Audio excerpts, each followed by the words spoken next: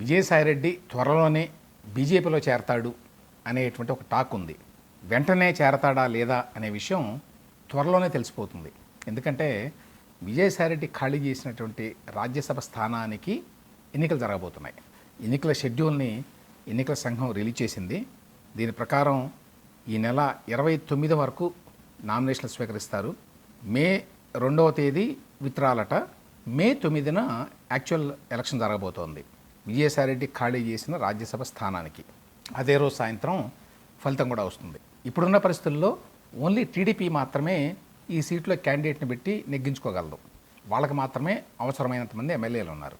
కాబట్టి టీడీపీ తన పార్టీ నుంచే ఎవరినైనా ఎంపిక చేసి ఈ సీటుకి నిలబడుతుందా, లేదు చాలామంది అనుమానిస్తున్నట్టుగా బీజేపీ ఈ సీట్ని అడుగుతుందా, తెలుగుదేశం పార్టీని ఈ సీటు మాకు కావాలి అని అడిగి విజయసాయిరెడ్డికి ఆ సీట్ని ఇస్తుందా, లేదు బీజేపీ వేరే క్యాండిడేట్ని పెట్టుకుంటుందా, దీన్ని బట్టి విజయసాయిరెడ్డి ఇమ్మీడియట్గా బీజేపీలో చేరతాడా, బీజేపీ ద్వారా మళ్ళీ తాను వెకేట్ చేసినటువంటి సీటుకి ఎన్నికవుతాడా లేదా అనే విషయం తెలుస్తుంది.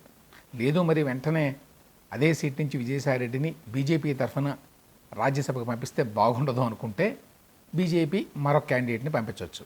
అయితే ఇక్కడ మరొక ఇంపార్టెంట్ విషయం ఏంటంటే, ఒకవేళ బీజేపీ కనుక అడిగితే ఈ సీటుని వదులుకోవడానికి చంద్రబాబు నాయుడు సిద్ధపడతారా? ఒకవేళ సిద్ధపడితే ఆయన ఏ విషయంలో కూడా బీజేపీని కాదనలేని పరిస్థితుల్లో ఉన్నారు అనే విషయం కూడా అర్థమవుతుంది.